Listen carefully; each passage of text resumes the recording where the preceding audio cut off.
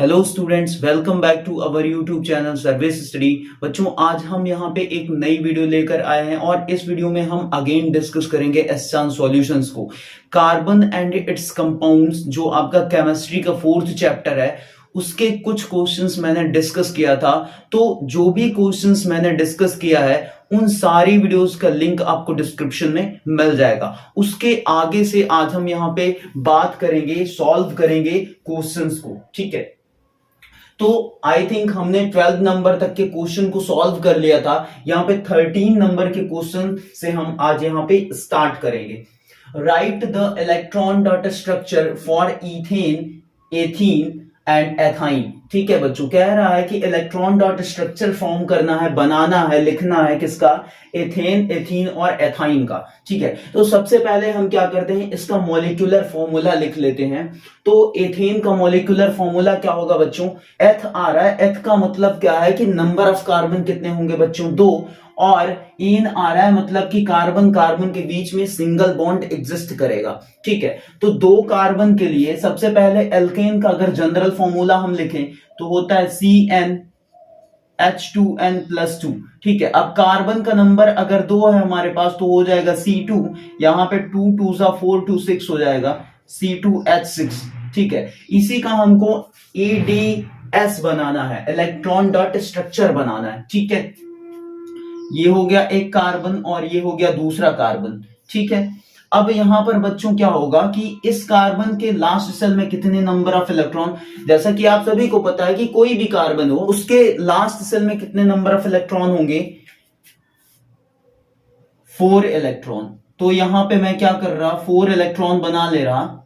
एक इलेक्ट्रॉन मैंने यहां पे बना लिया और एक यहां बना लिया, एक यहां बना लिया और एक यहां बना लिया। ठीक है, इसी तरीके से इसके भी लास्ट सेल में 4 इलेक्ट्रॉन होंगे पड़ोसी वाले कार्बन के। तो यहां भी मैंने क्या करा, 4 इलेक्ट्रॉन बना लिया।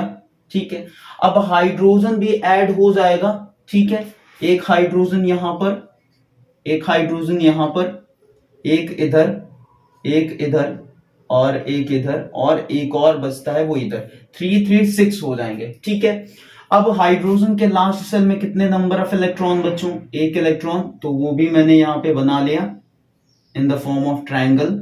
थोड़ा सा रिप्रेजेंटेशन अलग होना चाहिए जिससे आपको बहुत अच्छे तरीके से क्लियर हो जाएगा। ठीक है, अब ये कार्बन क्या करेगा, अपना ऑक्टेट कंप्लीट करेगा और ऑक्टेट कंप्लीट करने के लिए इसको कितने इलेक्ट्रॉन की जरूरत है बच्चों? 4 इलेक्ट्रॉन की। ठीक है, तो ये अपने पड़ोसी 3 हाइड्रोजन से एक एक इलेक्ट्रॉन ले लेगा। तो 4 और 3 7 हो जाएगा। एक ये बगल वाले राइट हैंड में जो कार्बन है इसका भाई, उससे एक इलेक्ट्रॉन ले लेगा तो इसके पास 8 इलेक्ट्रॉन्स हो जाएंगे, जो कि कुछ इस टाइप से ये कंप्लीट करेगा अपना ऑक्टेट। ठीक है, अब आप काउंट कर लो, ये जो सर्कल बनाया मैंने इसमें 8 इलेक्ट्रॉन्स है, 4 2 6 और 2 8। इसी तरीके से ये पड़ोसी वाला कार्बन भी यही सेम वर्क परफॉर्म करेगा। ठीक है, इस तरीके से।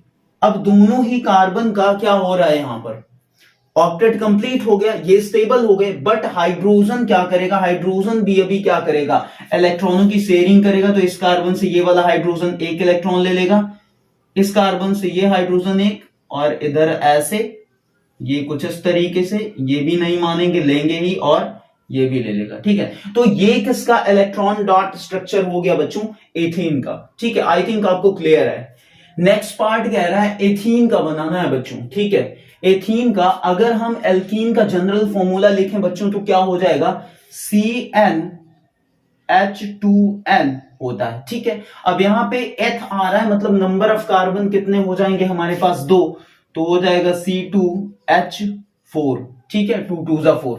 तो C2H4 हो गया मॉलिक्यूलर फॉर्मूला किसका? एथीन का। और इसका EDS बनाना है, इलेक्ट्रॉन डॉट स्ट्रक्चर बनाना है। ठीक है, तो 2 कार्बन अगेन यहां पे रहेंगे और उसी सेम तरीके से कार्बन के लास्ट सेल में कितने नंबर ऑफ इलेक्ट्रॉन बच्चों? 4 इलेक्ट्रॉन होंगे। 2 इधर बना लिया, एक यहां बना लिया और एक यहां बना लिया। ठीक है, 4। इसी तरीके से 2 इसका यहां बना लिया, एक इधर बना लिया और एक यहां बना लिया। ठीक है, अब हाइड्रोजन 4 हैं जो कि ऐड हो जाएंगे। एक हाइड्रोजन यहां, एक यहां पर, एक इधर और एक इधर। ठीक है। हाइड्रोजन के भी लास्ट शेल में एक इलेक्ट्रॉन है, तो वो भी मैंने यहां पे क्या कर लिया, रिप्रेजेंट कर दिया। ठीक है। अब ये कार्बन फिर से ऑक्टेट कंप्लीट करेगा, तो इसके पास 4 इलेक्ट्रॉन है, 2 इस पड़ोसी वाले कार्बन से लेगा अपने भाई से, ठीक है, और 2 इन हाइड्रोजन से ये क्या करेगा, शेयर कर लेगा, तो इसका ऑक्टेट कुछ इस तरीके से कंप्लीट हो जाएगा। ठीक है। यही सेम काम ये कार्बन भी करेगा और इसका भी ऑक्टेट क्या हो गया, कंप्लीट हो गया। अब हाइड्रोजन भी कहेंगे कि भाई हमको भी क्या करना है, अपना कंप्लीट करना है नोबल गैसेस का कॉन्फ़िगरेशन, वो सभी क्या करेंगे, इस तरीके से कंप्लीट कर लेंगे। ठीक है।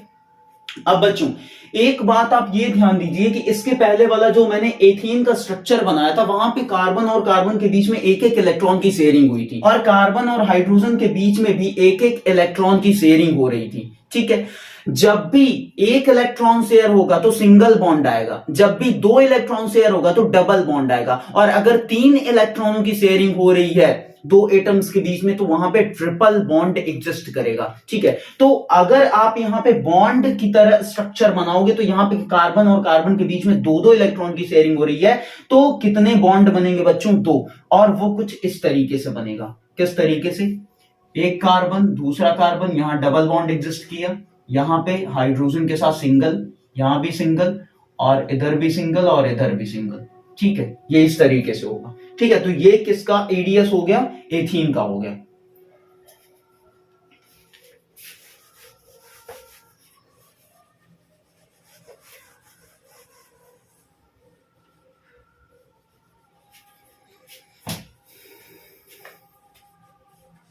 नेक्स्ट हम डिस्कस कर लेते हैं बच्चों किसका, एथाइन का। और एथाइन किस ग्रुप का मेंबर है बच्चों, एल्काइन का। तो एल्काइन का जनरल फॉर्मूला क्या होगा, CnH2n, यहां -2 लगा दो, और कार्बन का नंबर कितना है बच्चों, 2 है, तो क्या करेंगे C2 और H2 2 जा 4 हो जाएगा, 4 - 2 मतलब 2 आ जाएगा, तो C2H2 हो जाएगा।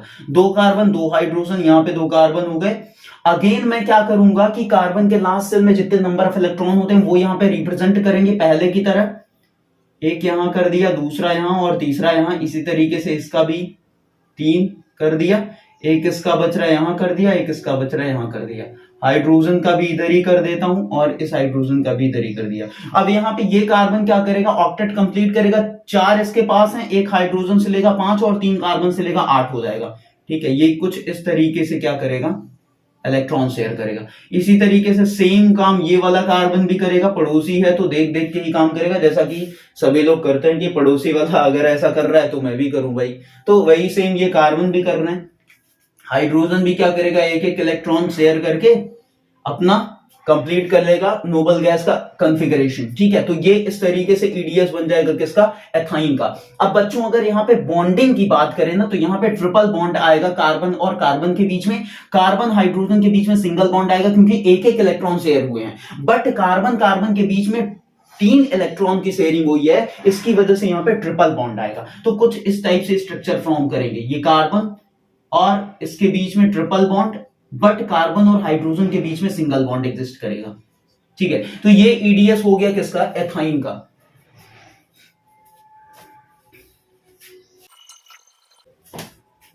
नेक्स्ट क्वेश्चन है बच्चों, कह रहा है कि give the IUPAC name of the following compound C2H6। एक ही कंपाउंड दिया है C2H6 और इसका क्या बताना है बच्चों, आईयूपीएसी नेम बताना है, आईयूपैक नेम बताना है। ठीक है। तो C2H6 बहुत ही सिंपल है, एकदम हलवा है। क्या है, C2H6। ठीक है। सबसे पहले इसका स्ट्रक्चर बना लेते हैं, एक कार्बन इधर एक कार्बन इधर। ठीक है। अब क्या होगा, 6 हाइड्रोजन मैं ऐड कर दे रहा हूं, ऐसे, ये ऐसे, ये ऐसे, इधर ऐसे, इधर भी ऐसे, इधर भी ऐसे, और यहां ऐसे। ठीक है। अब क्या लग रहा होगा आपको कि सर कैसे आपको पता हो गया कि हर जगह सिंगल बॉन्ड एग्जिस्ट करेगा।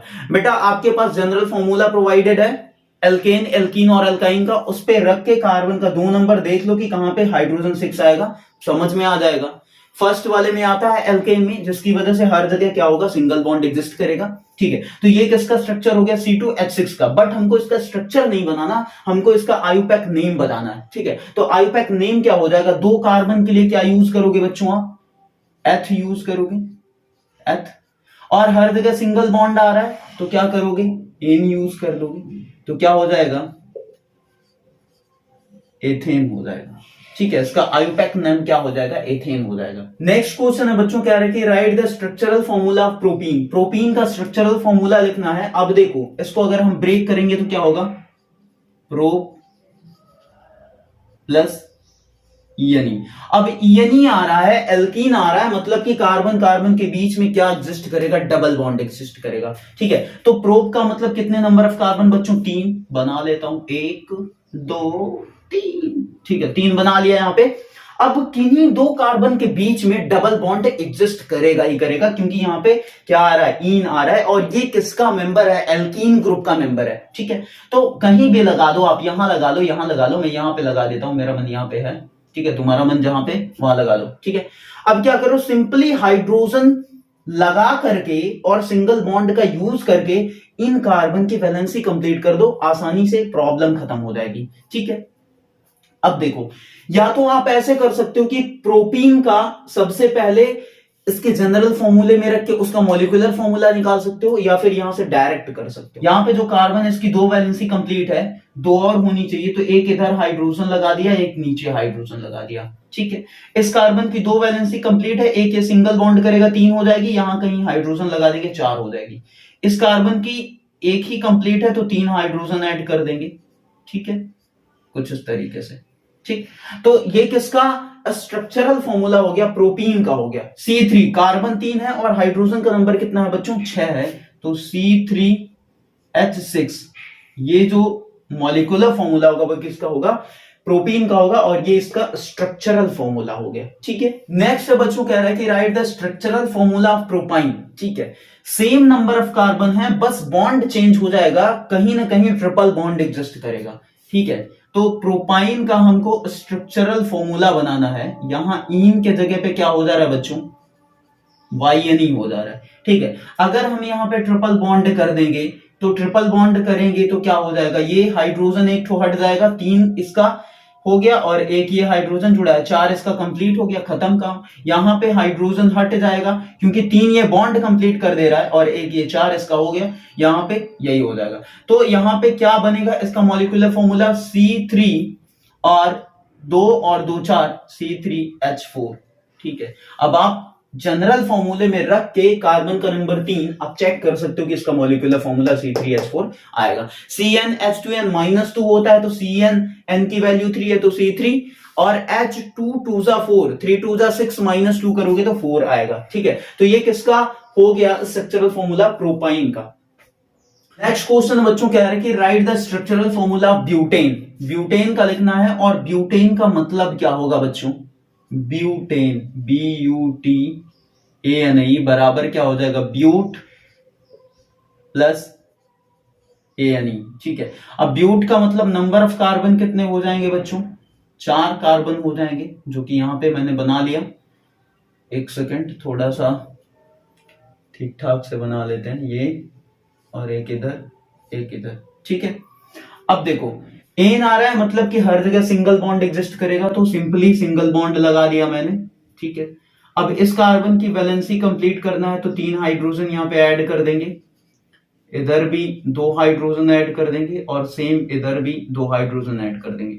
यहां पर क्या करेंगे, 3 हाइड्रोजन ऐड करेंगे, और कार्बन की वैलेंसी कंप्लीट हो जाएगी। ठीक है, देखो कोई भी फॉर्मूला आपको दिया है, कोई भी कंपाउंड दिया, उसमें कार्बन जो होता है ना वो किंग है भाई, क्योंकि कार्बन के ये सब हाइड्रोजन क्या है, चमचे लोग हैं, क्योंकि कार्बन की वैलेंसी कंप्लीट करने के लिए हाइड्रोजन ऐड किया जाता है। आपने देखा होगा कि मैं कभी ये नहीं कहता कि हाइड्रोजन की वैलेंसी कंप्लीट करने के लिए कार्बन का यूज कर रहे हैं, कार्बन की वैलेंसी करने के लिए हाइड्रोजन का यूज कर रहे हैं। ठीक है, हाइड्रोजन केवल किसके लिए आता है, कार्बन के लिए आता है। तो ये क्या हो गया, ये गुरु और ये चेला हो गया। ठीक है, इसका तो ये किसका स्ट्रक्चरल फॉर्मूला हो गया बच्चों, ब्यूटेन का हो गया। अच्छा, अगर इसका फॉर्मूला लिखना है तो 4 कार्बन है, तो C4 हो जाएगा, और हाइड्रोजन 4 4 8 2 10 C4H10 हो जाएगा। जनरल फॉर्मूले में रख सकते हो, 4 2 8 + 2। ठीक है, C4H10 हो जाएगा। नेक्स्ट क्वेश्चन है बच्चों, कह रहा है कि what do you call having the same molecular formula but different structural arrangements of atom। हमसे पूछ रहा है कि आप क्या बुलाओगे उसको जिसका मॉलिक्यूलर फॉर्मूला सेम रहे बट उनका जो एटम्स का स्ट्रक्चरल अरेंजमेंट है वो डिफरेंट रहे। ठीक है, आप सभी को पता है कि अगर दो कंपाउंड्स हैं हमारे पास और उनका मॉलिक्यूलर फॉर्मूला सेम आता है बट उनका स्ट्रक्चरल अरेंजमेंट एटम का डिफरेंट आता है तो उसको हम क्या बोलते हैं? आइसोमर्स बोलते हैं। क्या बोलते हैं? आइसोमर्स। आइसोमर्स, ठीक है। और ये जो प्रोसेस होता है इसको बोलते हैं आइसोमेरिज्म। ठीक है, तो यदि वीडियो अच्छी लगे तो लाइक करिएगा और अगर चैनल पे नया हो तो चैनल को सब्सक्राइब करिएगा, साथ ही साथ बेल आइकन भी प्रेस करिएगा ताकि इस तरह की इंपॉर्टेंट रेगुलर अपडेट्स आपके पास सबसे पहले पहुंच जाए। ठीक है, और अगर आपका मन होता है सब्सक्राइब करने का तभी करो, कोई मतलब कि ये फोर्स नहीं है कि नहीं सर बोल रहे हैं सब्सक्राइब करने के लिए, तो ऐसा कुछ भी नहीं है, सब्सक्राइब करो। ठीक है, अगर आपको लगता, अगर आपके अंदर से ये फीलिंग आती है कि नहीं सर ठीक ठाक पढ़ा रहे हैं, अच्छा पढ़ा रहे हैं, तो कर देना चाहिए सब्सक्राइब, तो ही कर सकते हो, कोई जोर जबरदस्ती नहीं है किसी को।